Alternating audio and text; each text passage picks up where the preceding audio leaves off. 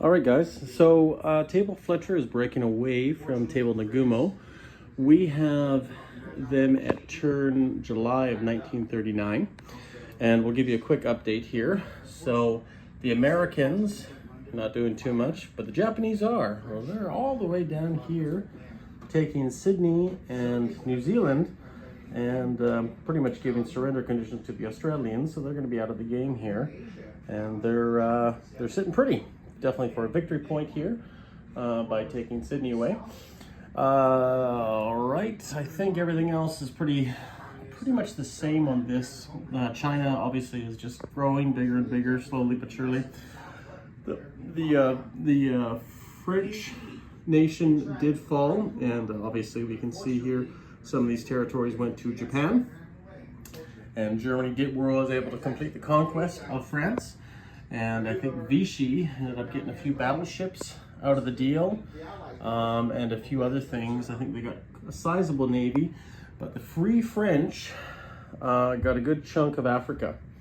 Looks like they got Syria. I think they did fairly good on some of their land holdings, just except it over here in the east. So Free France might be a thorn in someone's side for the time being, but we'll see. I think the Germans got one destroyer out of the scuttling there. As we know, Spain has gone nationalist. And right now, looks like Romania, Romania was annexed by the Germans. And so the Romanian forces, unfortunately, the Russians, I think, only got a 1 and a 2 on their turns. So not the greatest. But let's head on over here to Table Nagumo, where even more dramatic stuff has happened. The Japanese have proceeded to go inland, a few more territories to consolidate some of their gains. The Chinese did try to take back Hundan, but they got that darn retreat, so they had to retreat, even though it was undefended.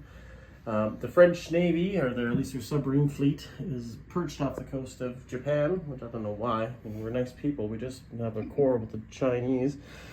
But over here, once again, the Spanish Civil War is still raging. So we don't know where the status of that's going to be. That could be resolved soon or maybe never.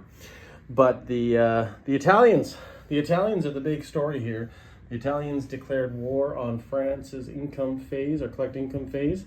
So they have a big bank, and they made a move into Tanganyika, Sudan, and Nubia, claiming that for the Italian Empire, and also landing in Syria, claiming that for the Italian Empire, which will put Iraq into the good graces of the Axis if it's still there. We'll see what the Allies have to do about that. And then over here, the Italians march north into southern France and Alsace-Lorraine, destroying the Maginot Line and making it a little bit easier for the Germans to come on in. So we'll see what happens here in the next few turns. This convoy line did get a convoy raid maxed out at 6.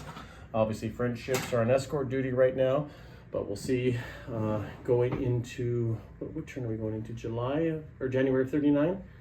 Yeah, going into January of 39 and seeing if we end up having a fall of France a year ahead of schedule in historical terms.